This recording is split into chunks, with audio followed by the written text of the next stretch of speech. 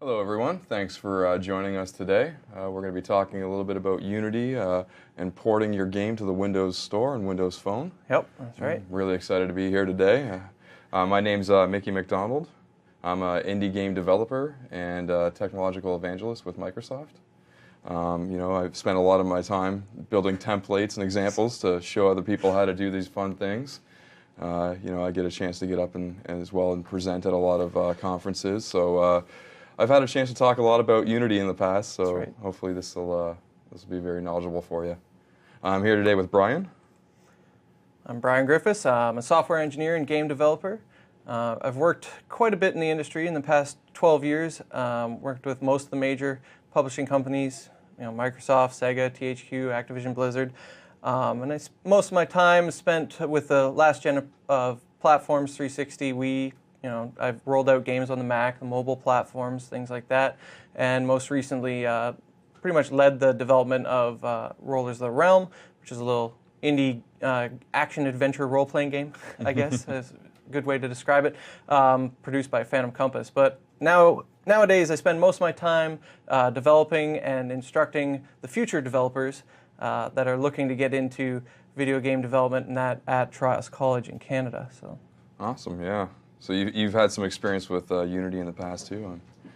Yes, yeah, quite a bit of experience. Yeah, Rollers of the Realm actually was done completely in Unity as well. Yeah. Cool, so let's take a look at what we're going to be looking at today. So first up, we're going to talk about getting started. We'll go through that a little bit, followed up by things to consider when porting. After that, we'll look at dealing with a dual runtime environment, followed up by supporting Windows 8.1, supporting Windows Phone, using some splash screens, and finally we're going to look at some live tiles. Live tiles, those are good. So I just wanted to mention real quick, just so we have some clarification on it, we're probably going to be doing this a little quicker than it was posted online. So what we're looking at shooting around is we're going to try to do the first 4 modules in about 3 hours. We'll break for a nice meal break, and then we'll come back and we'll try to wrap up the rest in about 2 hours. Yep, that's right. Okay, great. So let's talk a little bit about the expectations that we have for you guys today. Obviously, the target audience for this is going to be students, beginners, indie developers, even pro devs. Yep. Everyone's using Unity these days, so we're running the gambit, so to speak. You want to make sure that you have a desire to port your Unity games to Windows Store. That's a good idea. When you're getting started with this. Suggested prerequisites. Basic knowledge of the Unity game. Today we're really not going to be doing an intro to Unity. That's this right. is more of a porting your game to Unity, so we expect that you have a little bit of knowledge and experience with Unity and understand what the editor does and what it's, That's right, and we will be showing you a Unity game that we've just put together quickly, a little sumo wrestling game, and then we'll show you how the steps to port that over and use it as an example and so on. So there will be a little bit of Unity development showing what's going to happen, and then showing you where you can take that, just so that you can see that we do have all the common things you might see in a game that you've already built or whatever, and that you want to port over. So. Yeah. And obviously, one of the requirements we're looking for today is you want to have that drive, to port your game and basically reach a wider audience by doing so. Yep. And of course, it's nice to have some snacks and beverages on hand. We're going to be talking a little bit, and you're probably going to want to munch on something while we're chatting. So let's talk a little bit about the MVA community. Obviously, you guys know what that is. You're watching us on the MVA website. But if you haven't had a chance, you definitely want to sign up for this. It's really cool. It's got a lot of online learning opportunities, definitely, for everyone, IT pros, developers, like. And it's over 1 million registered users already, which is pretty impressive. I think I saw 1.5 now. Is it 1.5 now? Yeah, wow, just a climbing. That's awesome. And yeah, you can earn some points while you're watching us and listening to us chat about Unity today. You can click the link or follow the link there and enter the code UnityGame. Of course, you can't click that link on the live stream. You can't click the link on the live stream, but yes, you can. If you have the shared I'll leave it slides. there for a quick second so they can copy it down. That's true. Or the shared slides, yeah. Yeah. Okay, so let's take a look at getting started. So our goals for the day, we're going to take a look at that, followed up by we'll talk about a little bit about getting ready to port with Unity. Yeah, what you need yeah. and other things like that. Where you just sort of got to get your ducks in a line before you start. Yeah, what you want to basically think about when before you start porting. Then we'll take a look at the specific tools and stuff that you need to download for Windows 8.1 as well as Windows Phone. So yeah, if you guys want to follow along and have a copy of the code that we're going to be using today, you can download it at my GitHub here, GitHub/ScruffyFern/SumoBlocks. Yeah, make sure you spell Fern properly. Yeah, you definitely want to make sure you spell differently, I guess. Yeah, differently. I spell Fern a little differently than the rest of the world. Yes. So I'll leave that up there so they can copy that down for a second, and then we'll jump into our goals. So, on a scale of 1 to 10, how hard is the port Unity game? Oh, it's quite simple, really. You know, I'm shocked. When I first started doing this and I ported my first game over to the Windows Store, I was literally shocked at how quick and easy it was. You know, you're going to hit some hiccups, right? You know, Sure. when Yep. porting, that generally happens with anything, right? Mm-hmm. But overall, it was a pretty painless process.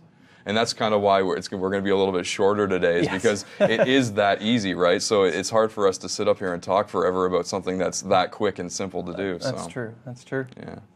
So yeah, our goals for the day, obviously we're going to examine the process of porting your Unity game to the Windows Phone and Windows Store.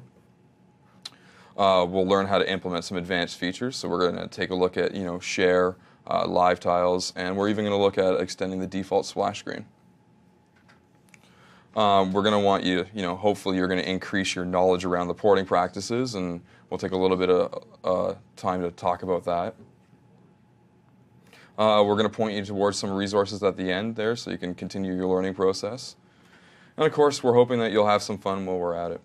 And also, because we might have a little bit of extra time, if you do have any questions, and I'm already seeing Ray popping one in there, feel free to put them in, and at the end of each section, if we have a couple minutes of extra time, we'll try to answer any questions that we can get to. So feel free to keep putting them in there. We are watching and yeah, seeing we'll take what's a few minutes at the end of each module and see if we can answer some of those questions for you.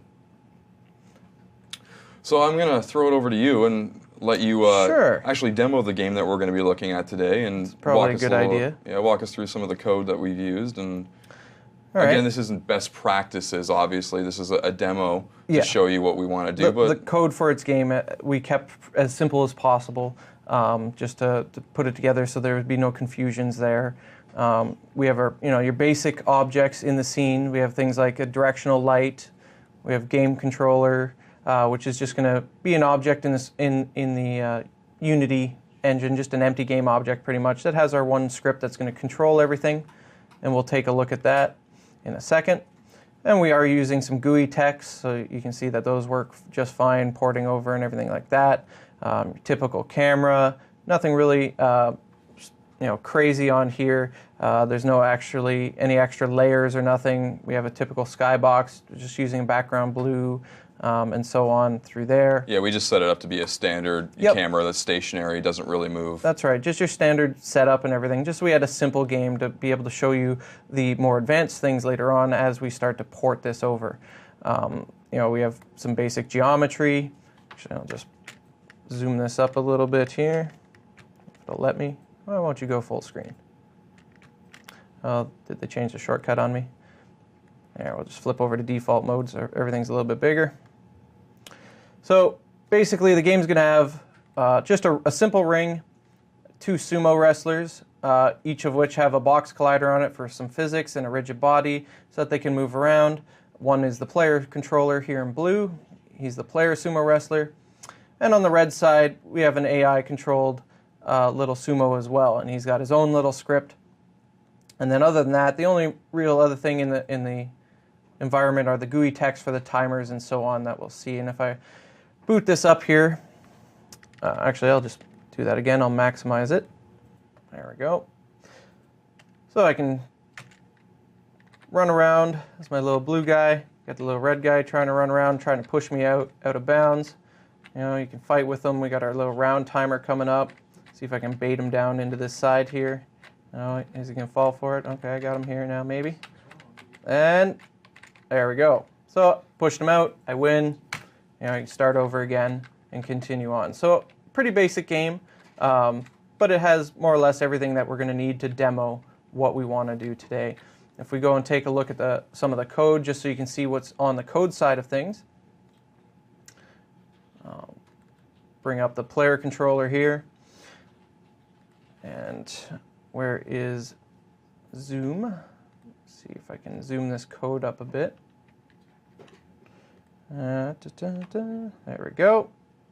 Let's get this nice and big. Don't need all this room for files over there. We got some line numbers, perfect. All right, so here's the player controller class. I mean, got some public private variables, nothing special. Just for your player speed, the movement amount, whether or not he's active or been forced out of bounds. The basic things that we need for the game. And we got a couple of getters and setters so that we can check from other scripts, most notably things like the game controller. So we can check to see if the player has been forced out of bounds. So we can set whether or not he's active. We can check whether or not he's out of bounds, for example. And the update itself, if the player is active, we go ahead and let him run around or do whatever he's trying to do. And right here you can already see that we're doing some platform-specific coding. Yeah. Okay, just to show you we'll talk a little bit more about that later on. Exactly, and we'll talk about how to set this up, and so you can pay attention to different platforms and stuff. But right here, I'm just checking if we are on the Windows Phone 8 player, and if not, then I'm going to use this chunk of code down here. Basically, the difference is using different kind of input for the controls. So here you can see I'm using get axis horizontal, whereas up here we're using acceleration and so on to control it with the phone. So I'm going to do a little bit of accelerometer demo basically later on for the accelerometer controls, and that's really how the player moves around. Other than that, the only other thing we have is a little on collision enter check, which is just checking for an out of ring state. There's a little collision we put underneath the floor basically that if you fall out and touch it, we know that you've been kicked out of the ring and you've lost. So that's really all there is to the player controller. The AI controller, a little bit more coding obviously, because we got to do some AI. The player is not really going to influence this script. Here we can pick the speed we want. We got a little surge multiplier, so how fast the AI can shove you around if he wants to. So for balance reasons, the usual balancing. And then we have things like the player's transform, so we know where he is. We can track who it is that our target is for the AI. And again, active is out of bounds. And then we have a couple of state variable booleans that we're using just to decide whether or not he should be trying to surge forward and push you off, or whether or not he's currently trying to dodge. And of course, timers for checking both of those states as well, or keeping track of how long he's been trying to do that action. Again, a couple getters and setters, active, out of bounds, and so on. When we initially start up the AI, we want to find the player. So we're going to do a normal game object, find with tag player, grab his transform. So we have a reference for that. We never have to do it each iteration. You never want to really do a find with tag. Yeah, that really slows update. your code down. So that's right. You don't want to do it every update. Just once would be great. So since the player is never going to change, our target's never going to change, we grab it once during initialization, really, and then we sit on it and keep that reference for the rest of the game. Surge time and dodge time, we're just randomly initializing them somewhere between 1 to 3 seconds. So initially he'll start to move forward and then likely dodge before he tries to do a real big shove. So he'll sort of get the player out of position and then try to ram him right off the screen. So that's just sort of how we have the AI set up to start. Our update function, again, we've got to check if he's active. And if he is, we've got to constantly decrement these surge timers and dodge timers so that he gets ready to either start a new surge or a new dodge, or to end the current one that he's currently doing. If the surge time or the dodge time get to be less than 0, we toggle whatever state he is, either pushing or not, or dodging or not, and we reset the timer again to that similar random range of time for the next setup of whatever he's going to do. Give some nice variety to our AI. Yeah, basically. it just mixes it up a little bit. The player can't necessarily guess what's coming next because it's going to alternate, and then eventually, some of these timings might get off where he actually gets 2 dodges in before the next surge, or 1 surge between two other dodges, and so on and so on. So it doesn't get repetitive, so when you're playing it over and over again, you don't feel like he's just doing the same steps. Right. It just keeps it a little bit more interesting, and keeps the player on their toes. In order to do the surge, we need to alter, obviously, the AI's position, and we simply do that by taking his current position, and we're going to use the move towards function, which is a handy function that hopefully everybody knows about, because it's great to have. It's attached to the vector3 library there, and to use the move towards, you basically just need to specify your current position, the position you'd like to go, and then the maximum distance delta that's allowed to change this one push. So what we've done is we've decided that it's going to start wherever he is. That makes sense. And then he's going to move to whatever the player's position in X and Y is. So he's just charging at the player. Yeah. That's all we have to do. And we tell him to move a distance based on his speed value multiplied by whatever the surge multiplier is in this case. So not his normal walking speed, but an increased value. And then we take the fraction of time that has elapsed to do that. And because our sumos don't leave the ground, we don't really care about the y-axis. Right. We only care about the x and the z. Yeah, there's no flying sumo attacks in this game, so we've dropped out the y. I know maybe you've seen some other games where you would really like that, but we didn't include it in our 8-bit version of sumo wrestling. All right, so the dodge maneuver, similar in terms of, we're just going to really be manipulating the transform position of the AI's block. But first we need to decide where should we go to dodge. So we're going to calculate a direction. And I find the easiest way to calculate a dodge direction, especially when you want to do something like a circle strafe or just strafing left and right, is to take the cross product of two vectors. Now, one of those vectors is obviously the direction towards your opponent that you're facing. Makes sense. So we take the player's current position, and we simply subtract the AI's current position. That gives you a vector pointing from one to the other. All right, and if you can't remember the order, it's always B minus A, where A is where you start and B is where you're going. So B minus A. So in this case, we're getting the vector from the AI to the player. All right, so that's the way you remember it. And then the other vector that we're going to cross that with is the transform up vector. And that's just taking the current sumo AI's transform, grabbing which way it thinks is up, and since, again, there's no rolling or actual flying or anything like that, up is exactly what we want. It's straight up on the Y direction. So we're going to cross it with that. So if you think about it, we're facing the sumo wrestler, and we are taking the up direction. When you do a cross product, if you take your hand and you wrap your fingers from one vector towards the other, it's going to give you effectively the perpendicular vector to that.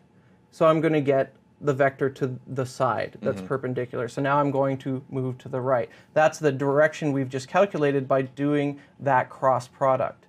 Okay, so we now know we can go right or left, depending on whichever way you've flipped this order of these two vectors around. So we have our direction now, and now again we can just use our move towards function that we saw just a minute ago, except we want to start where we are, and we want to move to really where the AI is plus that direction vector, so in that move in that direction. So that'll make him jump to the right or left, depending on the order again, by an amount of his speed times the amount of time that went by again. So it's just a little step to left or right. Now he's going to do this multiple updates, so he's going to get a good circle strafe going, because each time he's going to be facing a slightly different, looking at the player a little bit from more of an angle each time he takes a step around. So this will cause that circle strafing kind of movement that we want. When you get rushed, you sort of step out to the side a bit and then continue to push the guy right out the ring. That's effectively what we've just created, just by doing that little bit of a cross product to get the right vector, and then that vector is going to change over time as we shift around the guy. So it's a neat, simple little AI maneuver that we can effectively pull off in 2 lines of code here in Unity, which is great. All right, so other than that, we have our normal moving forward kind of motion. and we just use the move towards, take the AI's current position, and move them again towards the X and Z position of the player. Again, at the speed times delta time. So if you don't find he's hard enough or what you want him to move a little bit quicker, you could tweak that AI speed value. You could tweak that surge multiplier so that in general he moves normal, but he has a little bit more push to him. You could put a difficulty system in here if you wanted, right? Every time you beat him, this surge multiplier goes up by a little bit the next time around, and so on. So there is a little bit of area to expand in this AI if you wanted to. Other than that, the only other function in the AI is the on collision enter, which again is just checking for that out of ring touch, so that we know that you've lost, or that the AI has lost, rather.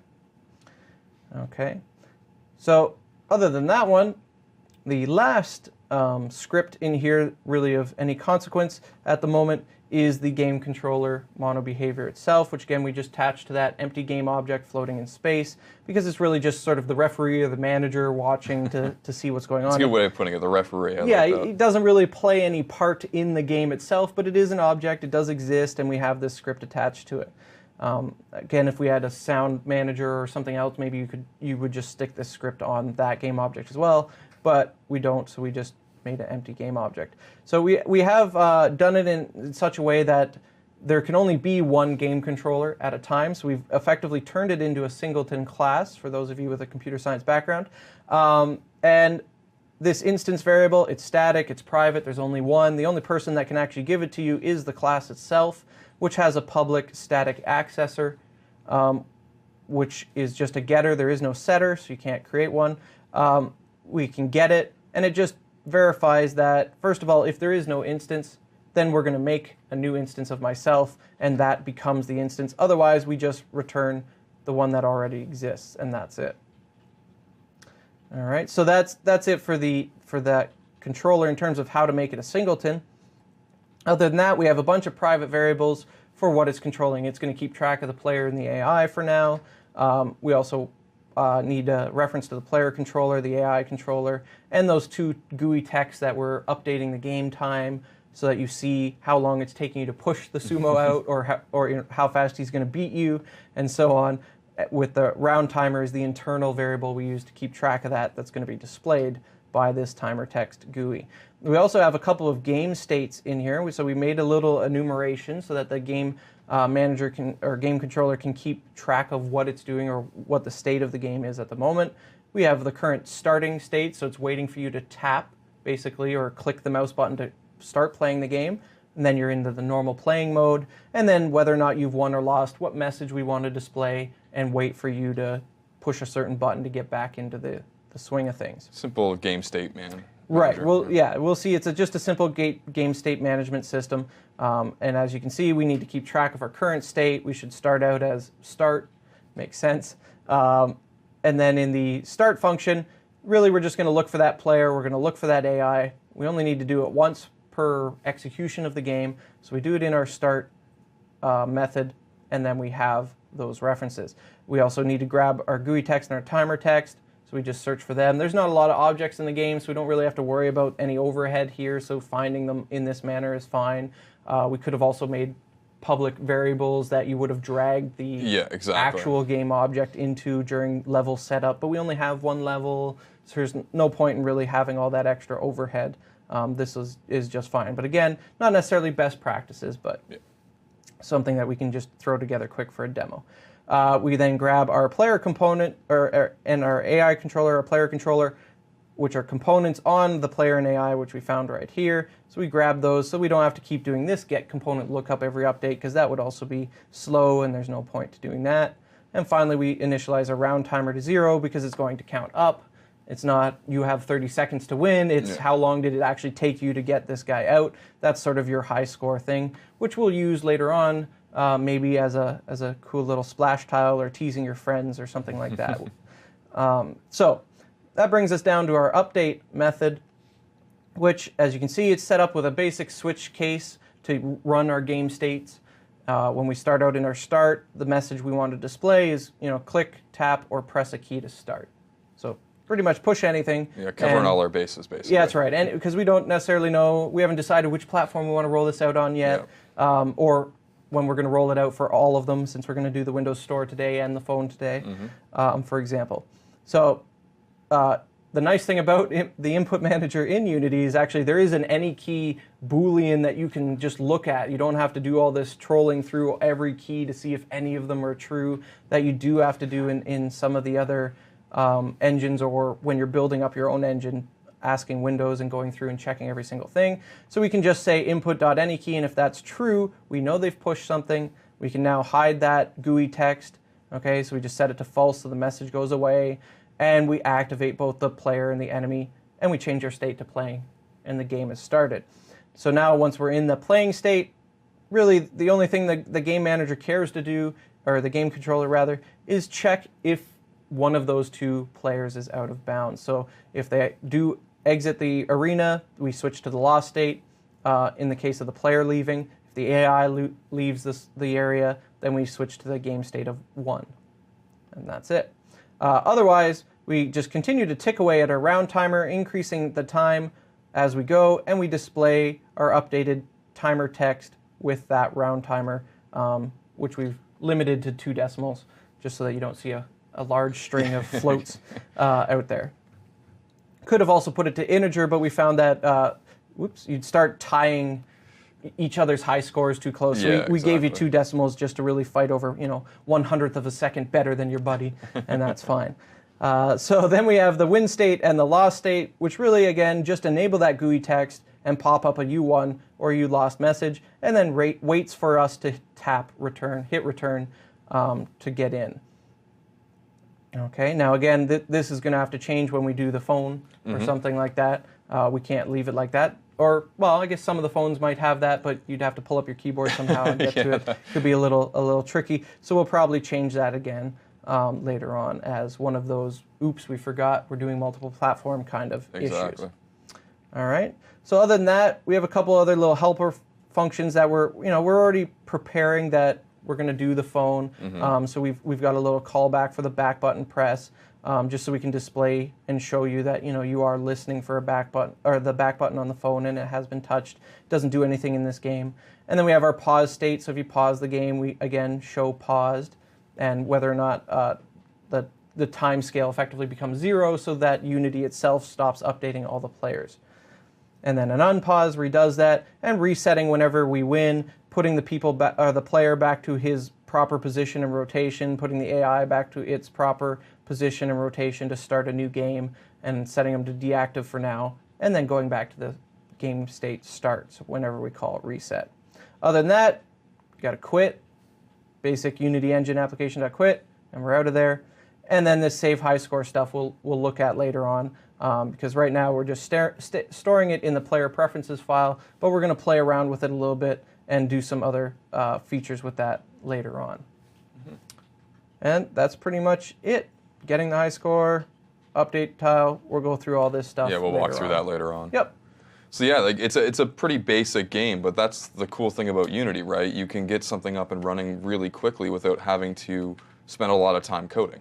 Exactly. It doesn't take a lot of effort if you have planned out things, and especially once you're familiar with the tool, to do something simple like this, to quickly get it out there, and then roll it out to as many platforms as you can. There you go, I won. I can just taunt him now and laugh. So, yeah, but no, it's a great little tool, and being able to port it over to the, oh, I almost had him there real quick. Getting it over to the store as simply and easily as possible on whatever platform is always good. So seeing how fast we can do this in the Windows Store is going to sort of be the great thing about it as we show everybody today. Definitely. So yeah, that's a good little overview of the game and what we're going to be playing around with today. That's right. So I guess we'll take a little time. We'll talk about what you actually need to get started with the porting. Sure. Okay. So the first thing you're going to need, obviously, is Unity 4.3. So either the Unity free version or the Pro version will work. The add-ons to publish to the Windows Phone and Windows Store are free, even for Pro users, which is a huge plus. Us indie devs, we don't have a lot of money, and we want to get our game out there, so that's definitely a help. You're going to need Visual Studio 2013. Now, I personally suggest you use Ultimate or Premium, but of course, Express will work. Yes, that's true. You're going to need a copy of Windows 8 or later. If you don't own a copy of Windows 8 license, you can get a free 90-day evaluation version. If you're running on a Mac, you can install this on Apple hardware if you use something like Boot Camp or Parallels. So, you know, we're not leaving the Mac guys out. Yeah, no. Of course, you're going to need a Windows developer account. This is what you're going to actually use to submit your game to the store. There used to actually be 2 different accounts. You used to have a Windows Phone account or developer phone account and a Windows Store developer account. Has been nicely wrapped together. Yes, now, it's been so nicely wrapped together, so you don't need to worry about that. So yeah, that's what you need to get started on the Windows Store and building for the Windows Store and on Windows 8.1. We'll take a look at the phone now. So for the phone, of course, again, you're going to need Unity. Same thing, you know, it's free for even the Pro versions users, so that's really good. You're going to need the Windows Phone SDK.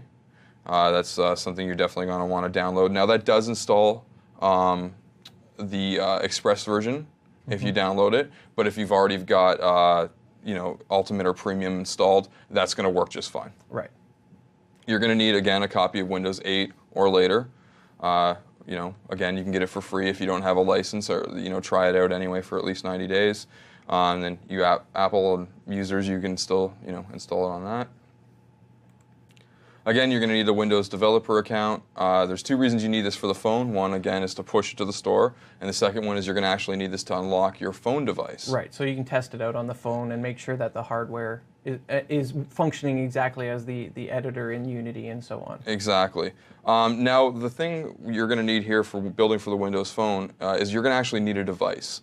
As of the time that I've made these slides, and, you know, that might change because, of course, it's going to be available on demand. So, you know, definitely check the web to make sure that what we're telling you today is accurate, because Unity is going through a lot of development and very rapidly. So, you know, some of these things might have changed. But as the time of writing this, Unity 4.3 does not support using the emulator to actually test these builds. So you're going to need to get your hands on a Windows Phone device. So yeah, that's pretty much all you need to get ready to get going and building. Any questions in the chat that we can take right now? We're going to post the link to the project. Somebody already asked for that. We will pop it into the chat here too, since you can't grab it from the stream there. And if you missed it when it went by. Just checking here.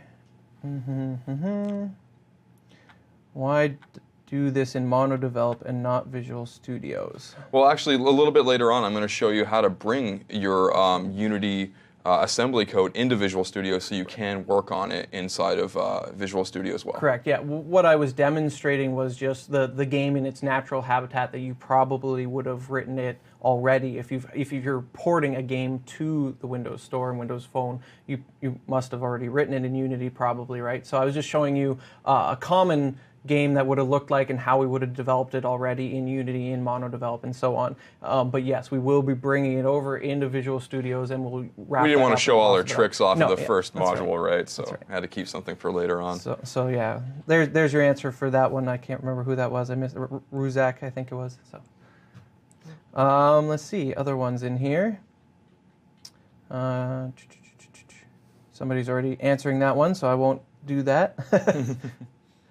No, that looks like everything for right now. There's a couple other more technical ones, and then which maybe look like Unity-specific questions. So we might bring that up after the break then, I guess, if we come up with something for that. Well, that sounds good. Well, why don't we take about a 10-minute break? Sure. When we come back in, we'll talk about porting your game and what you think, things you should consider while you're porting. All right. All right. See you in 10.